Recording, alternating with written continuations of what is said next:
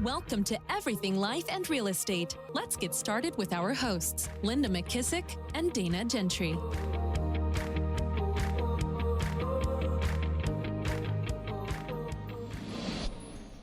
Hi, everyone. Welcome to Everything Life and Real Estate. I'm Linda McKissick. And I'm Dana Gentry.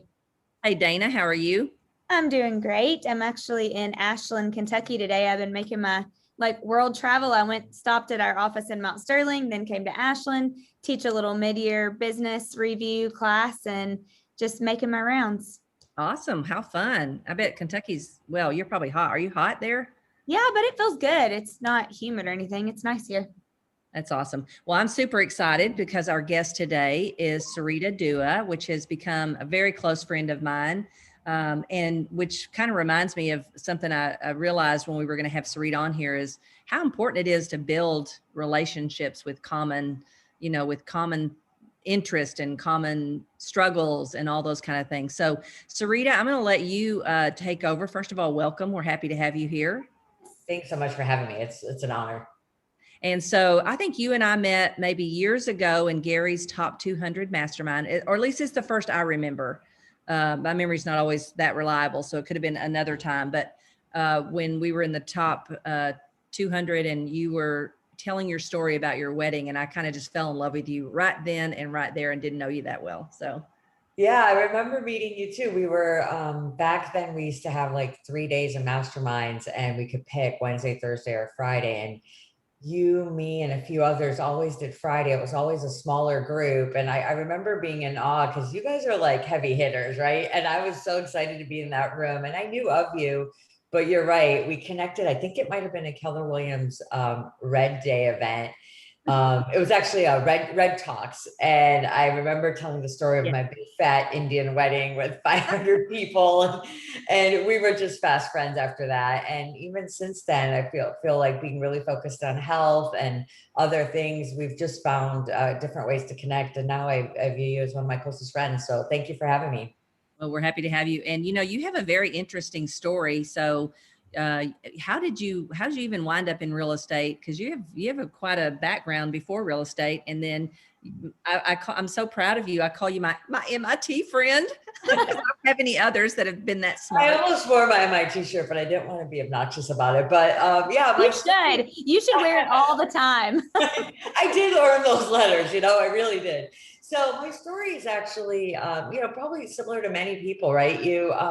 I actually have, well, maybe this part is not similar for real estate. I have an undergrad in engineering, electrical engineering, and I got an MBA, and I was loving life in high tech. I spent 14 years in tech, in sales, marketing, product management, business development. I loved it. I love the people. I love the energy. I love how fast paced it is. I was a bit of a workaholic. I probably still am a bit. And it was just a really great career. I didn't necessarily look to leave it. I just had little kids that were 2 and 4 and a husband who traveled just as much as I did. And we live in Portland, Oregon, without a lot of family support here. Both of our families are not in Oregon or anywhere close. And so when we both had like a trip at the same time, we would literally play rock, paper, scissors on like who would have to reschedule the trip.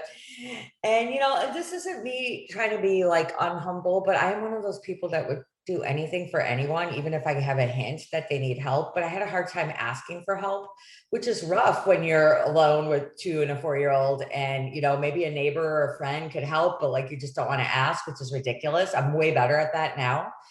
So I just kind of looked at what could I do for myself that would, be entrepreneurial. I had done my MBA actually in entrepreneurial management. This was not MIT. This was just way back when. And so I looked at things like real estate, mortgages, insurance, financial planning, something in the service industry where I could spend time and talent, but not money. You don't have to go on Shark Tank and get a bunch of money from Mark Cuban to like launch a product. It was just service and time and kind of my grit and energy. And I chose real estate. And interestingly, I didn't love houses. I do now, but at the time I didn't know much about them. But I felt like real estate was really people and project management. And when I look back at my career, that's really all it was people and project management. And I actually missed the people part because in tech, I felt like sometimes I was pushing product or solutions where now I'm part of people's lives. I literally delivered keys yesterday and my buyer had tears in her eyes, which then I had tears in my eyes, and I never had those kind of moments in tech. So I will say I was pretty deliberate about it. I wrote a business plan before I started, and I interviewed brokerages as an agent going, why should I choose you? As opposed to most people like, why would you choose me? And I ended up at a boutique firm, which was great. And then at Keller Williams, I think I joined in 2010. And really haven't looked back since. It's just been a great ride for me. As Linda alluded, just recently, just the last couple of years, I ended up getting a second MBA because one, I guess, isn't enough. Honestly, I'm a learning-based individual. I really love learning. I believe the minute you stop learning, you start dying. And if you're the PhD of something, you're a kindergartner of the next thing. And so there was things I was learning thanks to Gary about AI and platform strategy and machine learning. And I'm like, I don't know what the heck these things are. And it made me want to read more and learn more. So I went to MIT for an executive MBA. I joined in 2018. It was a 20-month program where I was flying to Boston every other week. Wow. And I just graduated. The last 3 months due to the pandemic were virtual, and I graduated May 2020 with an MBA. I didn't do it to be like, oh, what's next in real estate? I just did it really to grow and learn. The truth is, though, when you want to grow and learn and you think you're not going to change, that's a fallacy. You're going to just change by like 3 months in, I was a different person. You can't unsee stuff. Once you think big, you can't think small. So not to mention the people I met and like the experiences I had. You just start looking at things differently because you have a different vantage point. So I'm really grateful for that opportunity. I'm dying to, And what I love about that, Dana, is, when we first started this podcast, you and I had technical difficulties. And I love that the MIT graduate, she said, let's Google it. I love it. I love it. Yeah. And and something you didn't mention, but you kept your real estate business going during all that time. And you don't just sell a few houses. And I think I've heard you say that you made such great connections. That's even helped you in your real estate business. Yeah, no, that's true. So honestly, I've always been, many people here know Tony DeCello. He was my coach for several years, and I'm so grateful for him. And Tony challenged me.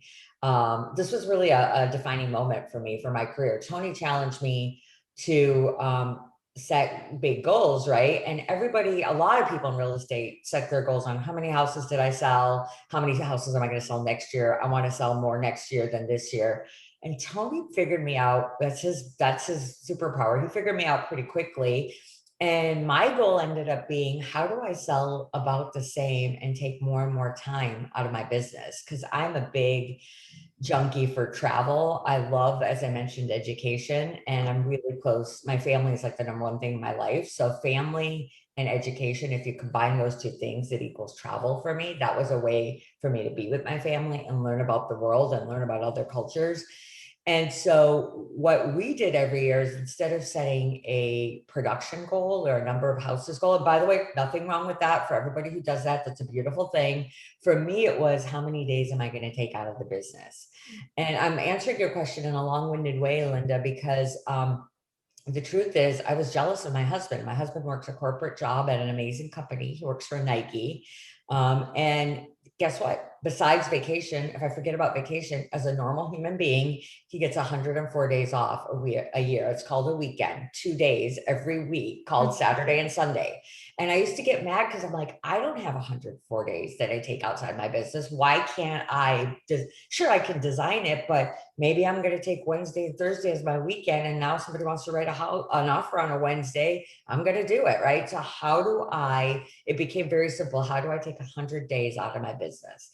Then how do I take 120? Then how do I take 150? So this was a big thing for me. And it was kind of gamification, and I loved it.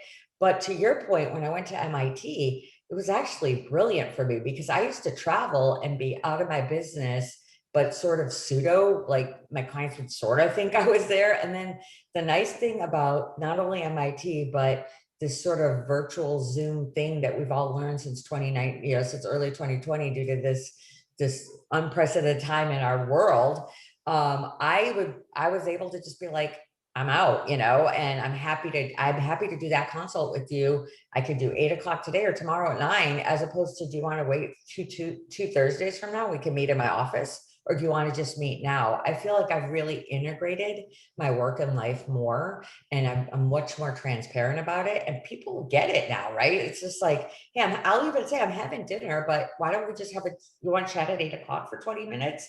And we'll just do it. And my life is just very open, as opposed to before. I feel like I was always like trying really hard to be present. And now it's just really amazing. So yes, I was able to maintain my business, and I had, your team.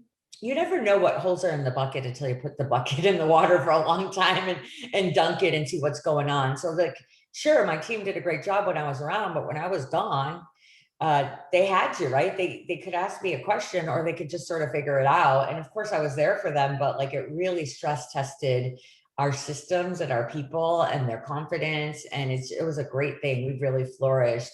In fact, my team said it to me. They're like, don't take this the wrong way, but we're kind of happy you're gone, because I don't really care, if you have directions to get somewhere, whether it's 3 lefts and a right or 3 rights and a left, you're going to get there. I don't have to tell you every step, but when I'm gone, they're going to figure it out, and they do an amazing job, and they just need me to let them do it. Right.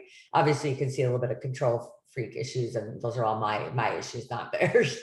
So Sarita, really fast, I'm dying to know. So, and for the listeners, so like about business wise, volume units, what will you guys do this year? And how many days are you off now? Yeah. So 2017 was my best year before MIT. I did 78 million in production, 144 units, 90 buyers, 54 sellers. I've been about half of that now, like, 37 to 45 million. We're probably we're probably like 30 million year to date right now. I have a really innovative model, which I'd love to give you a high level overview of. I have 3 buyer's agents.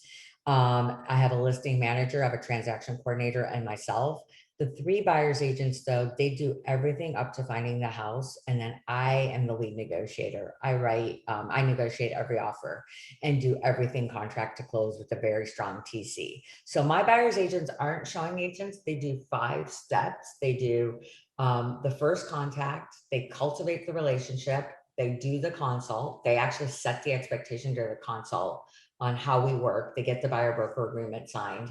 They show property. In fact, they're inventory specialists. They're not just showing agents that open a door. Oh, I love that.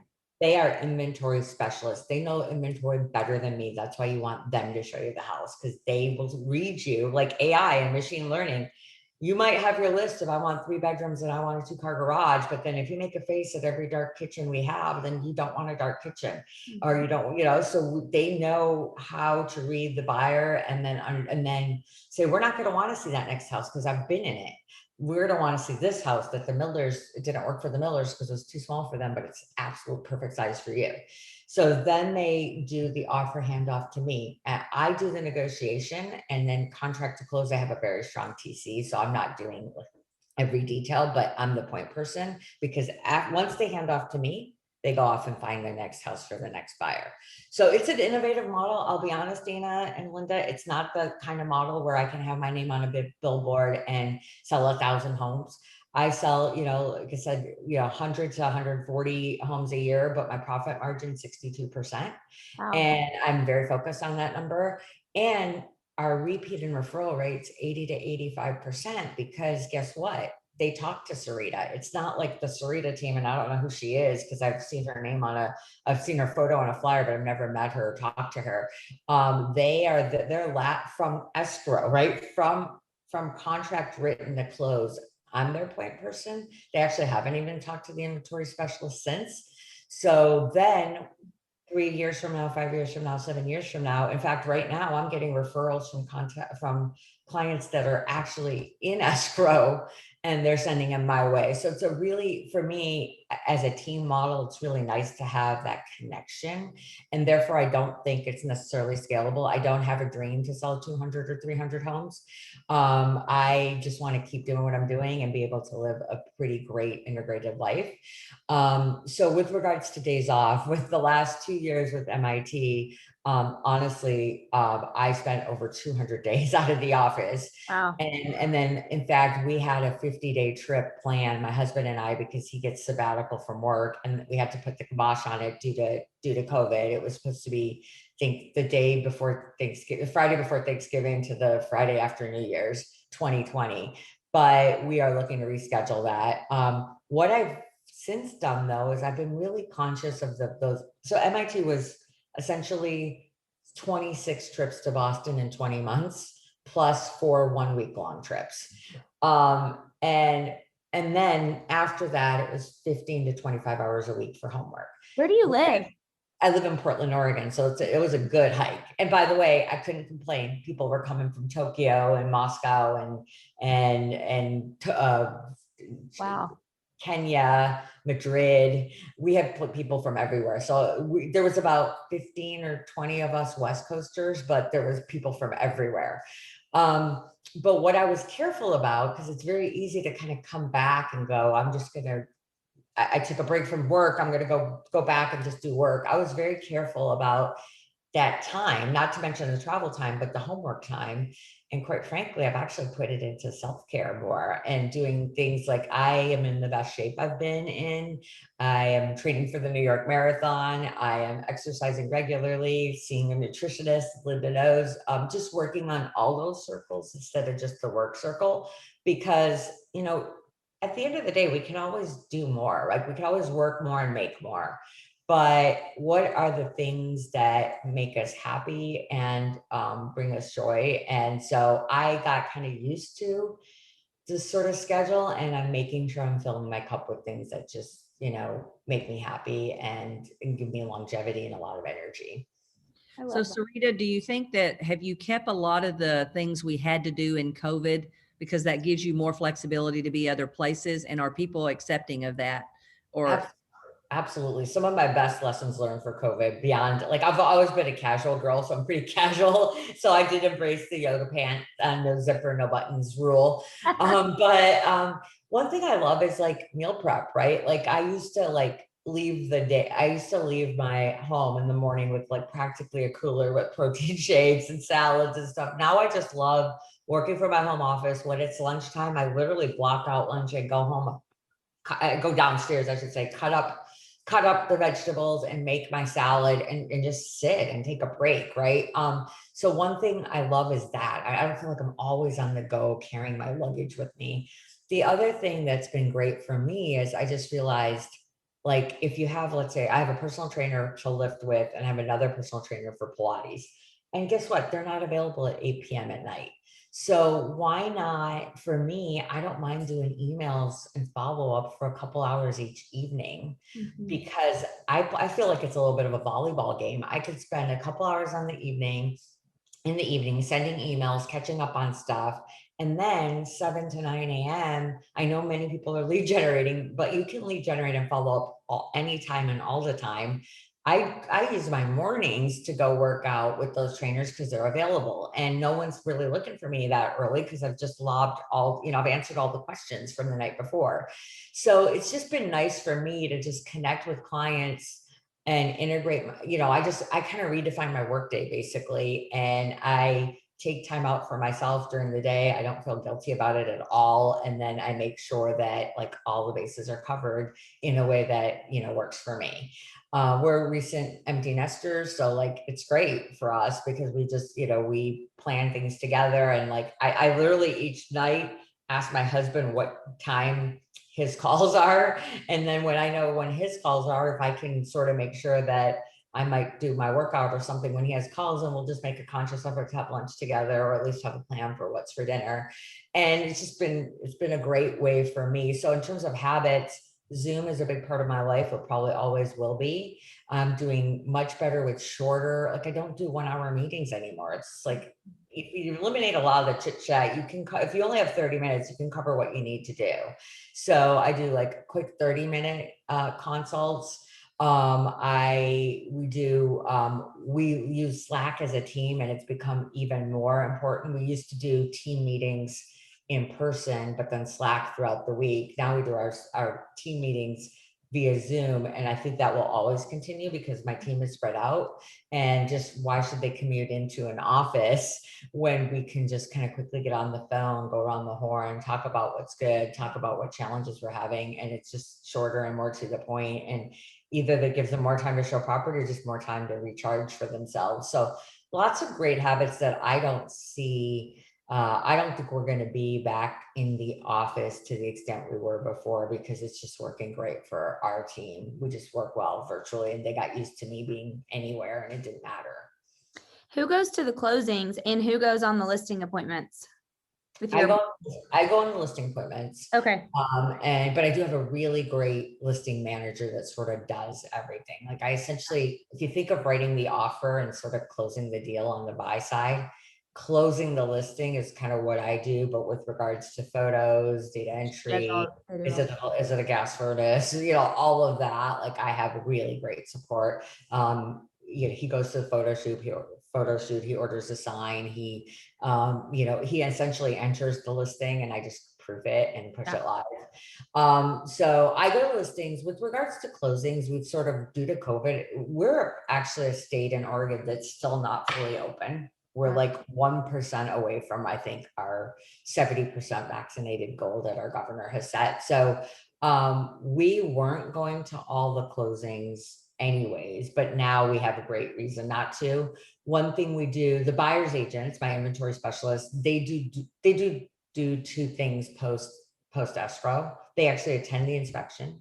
Okay. And they deliver keys, and we don't go to the closing, but we deliver keys and give a gift at the front door when we, on key date. And they do that, and they actually love that. And the reason they do that is mainly because sometimes we'll have 5 closings on a Friday, and it's like they're really excited at that point because they haven't seen the buyer, and it's just a fun thing to do. And so that's kind of how we do it. And honestly, it's not even that we're, like trying not to go to closings. I just think it's hard enough to deal with 2 buyers most of the time, and the title company, and when docs come in, and now throw in the realtor's schedule. It's just really hard to find a time for everybody. So we just like let them run with it, and then we make sure we're there to deliver keys and say congrats. Yeah. So does most of your business, Sarita, how long have you been in the business, and is most of your business coming from your database? So I'm 18 years in the business, and my database is my primary pillar. I also do geographic farm, and I do have a presence on Zillow in one zip code that's a really strong zip code of mine. But Zillow for me has also been, there's a small amount of paid leads, but it's also very organic, right? People are just, if they're looking in that zip code and they see my reviews and my sales there, I'm getting a lot of calls just from people just using sites like Zillow just to do homework on the agent. We have to be where our consumers are. So, but my primary lead source is my database. And then I do get quite a few agent referrals as well. Yeah, awesome. So one of the ways you and I met is because, and this is one of the things I've recognized about you is, and I think in the real estate industry, we don't do this enough. It can kind of be an isolated business, right? And so I've always been big on reaching out and making, friends in the real estate world, and not worrying about, who's a competitor or who's this or that or anything. And I think what's one of the things I've learned from, like with you and I having the same nutritionist and having, SIBO and stomach issues and things that we had that brought us really closer together, is how important it is to find a group or have, people that you can reach out to that have the same struggles, whether it's in health or it's in your real estate business or whatever. And I think you've done a really good job of that, even outside of what you and I have created with the SIBO group that we have. No, I agree. I feel like we need these tribes, if you will, or these groups, these small networks where you can be vulnerable and honest, and and you can also be unapologetic when you have success too, right? And we have multiple groups like that, right? Linda, you and I have this health group. I have this other group that are Keller Williams agents. There's 11 of us, and we call ourselves 5 Dolls. And we started this event, and it's kind of a movement called Amplify. I'm not here to push the movement, although we'd love to have you attend. What really, though, I want to share about what you're saying, Linda, is sometimes we get into these, these places in our life, whether it's business or personal, when you kind of look up and you realize there's not that many people that can relate to this. Like, I love a lot of my friends from college and high school, or some of my neighbors in my Indian community, but like some of the challenges I might be having about hiring or investing or whatever, they may or may not be on the same page as me. So therefore I don't talk about it. And, or if I complain about something, they're like, oh, poor baby, like your cleaning lady isn't coming. And it's just like, they don't get it. And I'm not, again, it's actually not about money or success. It's about being able to just be transparent about whatever challenges you have, and be able to like say, hey, Linda, I'm thinking about doing this. What do you think about it? And what am I not asking? Because I don't know what I'm doing here. Right. And so not only being able to ask for help to people who've been there and done that and are really successful in many aspects of their life, but also to be able to say, guys, I just want to share. I just had an amazing day and I closed this deal, and I'm not bragging about it, but like I'm just excited, right? And I can't say it to everyone else because they don't get me, right? And so one thing I love about our group, when we do get together, when we first started getting together, I thought it'd be great. It's going to be a girls' weekend. Girls' weekends are fun, right? There's a lot of fun going on at girls' weekends. But what I loved about it is we worked on our business. Like we actually workshopped on our one day fully on our business and one day fully on ourselves. And this group, for me, like if you're doing really great, let's say in business, they might say something like, when's the last time you went out on date night? And have you been going to the gym like you said you wanted to do? There's not a judgment on you should go to the gym. It's more like, you said this was your goal. I'm holding you accountable. Since you're doing so great in this other area, what are you doing here? And it's so like powerful when people you love and respect care about you so much that they're asking. And so that's what we started, because people would come to us and say, how do we join your group? And the answer is create your own. And we're happy to share what's worked for us, but really it's got to be organic. You kind of find your own people. And just like Susie, our nutritionist, she put us together because we had the same health problem, but there's also a magic that happens. And sometimes it happens, sometimes it doesn't. We're very lucky. It just sort of happened. This chemistry where we rarely talk about food. Now we're talking about life. And just like this podcast, everything life and real estate, right? Life comes first. Real estate's a part of it. And so, but that magic, I don't think she even thought like this group's going to be perfect together. It just sort of happened. We were all in the place and we were all ourselves. And it just, the magic sort of happened, and it could have not happened just as easy. I'm sure there are some groups that it doesn't happen, but we're very grateful. We were able to spend some time at Linda's place as a SIBO retreat. And it was a little bit like, wow, we haven't actually spent a lot of time. I hadn't even met Anna, for example, and we haven't spent a lot of time together, but that magic that we built online and through videos with each other just carried over to real life.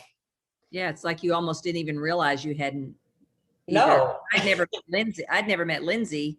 And so but you kind of forgot about that because you feel like we're in our lives almost every day through Marco Polo. So we just kind of felt like it was an extended version of that. And here's the thing, right? When someone asks you a question, like, and maybe this is me being in my 50s now too, like, I don't really care what people think. I think when I was in my 20s and 30s, yes, no offense to Dana, I think Dana, you're a lot younger than I am, but I think I used to be so worried about optics. Like, I'm going to answer what I think should be the answer. And now it's like, when we were together, when we were getting to know each other, it's like, we were just ourselves. Like, when you talk all the time, you can't fake it, right? I like to say I'm smart, but I'm not smart enough to have 3 versions of myself and try to keep track of it all. So what you got is what you got. And then that's what made it so easy in real life, because like we were just real with each other, good, bad, and ugly. We were real. And we weren't even politically correct all the time. We were just honest and transparent in ourselves. And then it became like, it just carried over into just like who we are. It was very authentic, which I think is a gift. Yeah, so true. Those are the best types of relationships anyway. I don't think any of the other ones ever even really matter long term. Okay, I have to ask you, just because you said one of the questions I wanted to ask you, because I know you had a tech background. What are your thoughts on the real estate industry and how things are changing with technology and all the things, all the moving parts? I think people who are stressed out about it are always going to be stressed out about it. I always joke with these Facebook groups where like people are so fixated on stuff. It's like get off of Facebook and go talk to a client. I actually think everything's changing and then nothing's changing. I think at the end of the day, this is always going to be a people business. We, sure, we'll buy, napkins off of Amazon, but like at the end of the day, I am not threatened by it. In fact, I love it. I love that technology has changed our role, where before we were the information providers. Now we're the guidance counselors, because all the information's out there and we help our clients make sense of it. And so we get to coach now at a much higher level than just answer basic questions. And again, so, I mean, the speed of information, the push button, get answer type of thing has sort of changed all our games, and we have to be responsive. I've always been responsive, so that hasn't changed anything for me. But I don't think, like, never in my lifetime, nor in future lifetimes, am I going to see our business being replaced by bots or robots, or, open the door and press this code, like whatever. I love that technology is making the whole process less painful, because it is a painful process no matter what. But we get to continue to just be there to help make sense of it all. And if you come from a place where, you come from contribution, you're there to help people. You also come from abundance. Like, you know what? We don't win them all. We're going to lose a client here and there. And when we do, it's just like learn from it and onward. The time that I'm now not spending with that client, I get to help somebody else. There's just, there's so many houses to sell. There's so many people to do it. And I know that I will fill my days with whatever I need to do to like, I will always be busy, because there's always going to be somebody who values my service. And if they don't, then they're just not the right fit for me. So I don't spend a lot of time fixating about it. I don't wring my hands going, what's going to happen? I just look at it as an opportunity to kind of get better. For example, we're really high buyers we're 65% buyers, 35% sellers. My team kind of makes sense because I have 3 dedicated people on the buy side. So we just have more lanes in our buyer highway than our seller highway. I'm solely the one who takes listings. If I had 3 listing people, then maybe we'd be 50-50. But the truth is, it's a tough market to be a buyer's agent. And we could sit there and complain all day long about how hard it is and how many offers we have to write for every buyer. But I look at it this way: the buyer's agents that are actually not only surviving but thriving today, they're going to kill it, because one, we know the market so well, we know inventory so well, we're so in tune with what's happening. Plus, I would never wish a buyer's market on a buyer's agent. A seller's market for a buyer's agent creates urgency. You know what, Mr. Buyer, you can't go on vacation for a month and come back and get a better price. You saw it Friday. We're going to have to decide by Monday on what you want to do. There's some urgency that comes with the seller's market that is a beautiful thing, to be honest, because it helps us qualify our buyers from those ready to buy buyers from those tire kickers. So call me naive or call me optimistic, but I just try to see the good in everything and see where's the opportunity. You said one thing that I loved. You said it's all changing yet nothing's changing. And last week I hosted a top agent panel in Columbus, and there were 4 agents that were all 50 million plus producers. And the craziest thing, you guys, was every single one of them said that the only thing that they're doing differently is they're focusing more on back to the basics with their database and their VIPs, and they're going deeper with their A players. And they just said, we get, all the change and everything that's happening, yet we are just going back to the basics and we're going deep on our database. And I thought, that's so true. That's what I mean. That's it. It makes sense.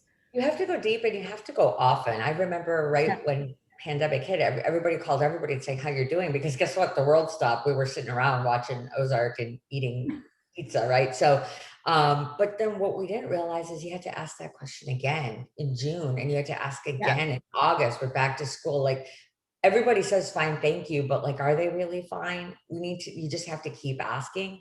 I had to do it with my own team as well. Like, okay, how are you really doing? How can I help you? And if you just you don't even have to ask, hey, do you know anyone who knows how to, needs to buy or sell? Hey, how are you doing? Then they want to know how you're doing. And inadvertently we talk about the market, right? And, you know, and you never want to be that person who's like, oh, I'm crazy busy. Great. All you just said is I'm too busy, you know, for you. What you want to say is it is an insane and crazy market. And there's so much opportunity out there. And you know, and next thing you know, the more and more people you talk to, you start hearing from them again, because it's just that reticular activator, right? Like they now have real estate on the brain because they've talked to you. But really it's just being human. How are you doing? No, how are you really doing? How can I help you? One of my favorite things in the world is connecting my database with my database, just for fun. I would like to just, well, I can't pop popcorn anymore, but I would like to just pop popcorn and watch the magic of like, wow, this person's new to town and they want to know about this school. That principal is actually my client. I wonder if they could have coffee. Or so-and-so is looking for a job and this person's a recruiter. And oh, by the way, this person's spouse works for that company. I wonder if I can connect them. And it's just fun. Like, am I getting a real estate deal out of it? No, but it's just fun to connect. And then guess what? Just like anything, people are appreciative and then they want to know how they can help you. Yeah. Yep. That beholdenness and reciprocity, it does come back around, whether you see it instantly or not. Yep. I love it. I love that. Well, Sarita, first of all, thank you. Great. I talk a lot. I hope there's I knew it was going to be good. I really did. I knew it was going to be good. But you got to tell us about that hydrate bottle, because I couldn't see it on Marco the other day. So what is it and where do I get it? Okay, sorry, it's not working great with my background. Let me just turn my background. Tell it for us. Really see it. So what it is, yeah, it's I'll just turn it off here. Okay, now you can actually see it. So the bottle is called Hydrate, HIDRATE.com. And what it is it, you can get a smaller one or a big one. This one's 21 ounces. You can get different colors, or I like stainless steel because if you put ice and water in it, it stays cold like all day. And then because I can't count to 5, I went to MIT, but I can't count to 5. If my goal is 100 ounces a day, half the time I'm like, did I have 2 today or did I have 3 today? And then you go to your app, like, okay, I'm behind today. I've only had 13 ounces. It's early here still. It's only 9:48, but it will tell you all day. Like yesterday, I had 146 ounces of water. My goal is actually just 100, but like I just drink water all day. And by the way, I wasn't a water girl. I don't like the taste of water, and I'd rather have Diet Coke, to be honest. So it took me a lot to just get used to kind of getting hooked to water, and now I just kind of love it and I drink it all day long. So wait, the bottle measures it on your so it actually has a little puck at the bottom that you kind of charge once a month. And then it's Bluetooth with it measures it by weight, I'm pretty sure. So with Bluetooth, like every once in a while, like it's lighting up right now. Every once in a while it'll light up. And when it lights up, it like kind of updates. Like I just took a sip and I'm 14 ounces. And so throughout the day, it's just kind of nice. And for me, it's just like, I want to hit my 100 and I don't want to have, it used to be like, oh, I've had 18 ounces and it's now 8 p.m. and now I'm going to have to chug a gallon and go to bed. So it's just become a nice little habit for me because I am a little bit of a tracker. Linda knows too. Oh, I don't want to put the wrong finger up. I have my aura, and I love tracking my sleep and my heart rate and things like that. So I'm a big tracker. So that's really nice because I try to drink 3 of these a day, the liters, and I sometimes forget if I've already had 1 or 2 or how many have I had. Yeah. So well, Sarita and I have to actually put on our log exactly how many ounces and stuff that we've had. Wow. I just make up numbers until I get the log. You now have admitted it on public Zoom. Linda, you better hope Susie doesn't listen to our podcast. Oh, that's right. She busts us all the time on. She already knows the truth. We're terrible, but we're terrible together. Yeah, I just make up a number because it's like, I have no idea how many ounces I had, but I'm getting that bottle, so I know for sure. Yeah. Because I like tracking also. Awesome. Well, Sarita, this has been amazing. Love it. Thank you so much for being our guest. And remember, if you have a challenge, an opportunity, a question that you'd like for us to answer on everything life and real estate, just reach out to us at info@everythinglifeandrealestate. And Sarita, why don't you give them how they can send you a referral if somebody wants to send you a referral in Portland? Sure. I'm based in Portland, Oregon. I haven't been traveling as much. School's over. I am here ready for your referrals. My handle on almost everything is Ask Sarita. My website's AskSarita.com. You can find me on Instagram, on Facebook, on anything. The number that's all over everywhere is my cell phone number. You will get me directly, and would love to help you with any referrals or just any questions, even about this podcast. My email is sarita@asksarita.com. Happy to help. I love that because I'm finishing up a listing course. And like you said, a lot of things have not changed. They've changed, but they've not changed. And that's what I discovered in doing interviews for this listing course. And then the other thing that was really shocking is number 3 source for most top agents was agent to agent referral. Yeah. So having a big group of agents is super important because it was probably 90% of those agents, their third highest source of business was agent to agent referral. And it's so much easier, right? A lot of us, I love to coach and train and speak. And I used to have part of my days out. I'll be honest, I'm just getting full disclosure. It's not like I take the 100 days and I only am on vacation. I also count like family reunion, mega camp, but many girls weekends, or sometimes if we do an event, we tack on a day before or after. I just count every day out, including professional development, as a day out.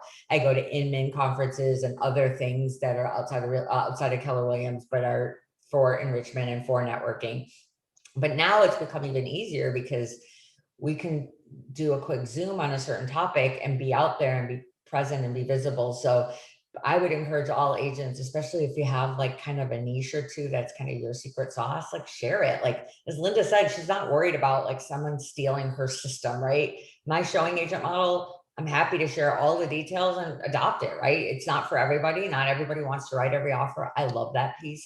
Deal structure is my favorite thing in the world. So that's one of the reasons I didn't give that up yet, because I actually really enjoy it. So kind of finding your thing and then being able to talk about it then makes me, I feel like I get quite a few agent referrals because people know that I'm out there doing trainings and podcasts and so forth. So I don't do it going, I wonder how many referrals I'll get out of it. It's more just, I'm passionate about it. I don't have to think about it because it's the thing I enjoy sharing. And then as a result, the visibility and the referrals come in. Yeah, absolutely. So well said. So remember, if you haven't hit subscribe below, please do. And the best compliment you can give Dana and I, if you're loving the topics we have at Everything Life and Real Estate, is to pass this podcast along to someone else that you feel like would benefit from this conversation. So Dana, I'll see you next week. And Sarita, again, thank you very much. Thank you, Sarita. See ya. Thank you guys. Have a great day. Be sure to subscribe for more business strategies and tactics to inspire you to live an abundant real estate life. Don't forget to rate and review so we can bring you the best content. Find this and other valuable information at everythinglifeandrealestate.com.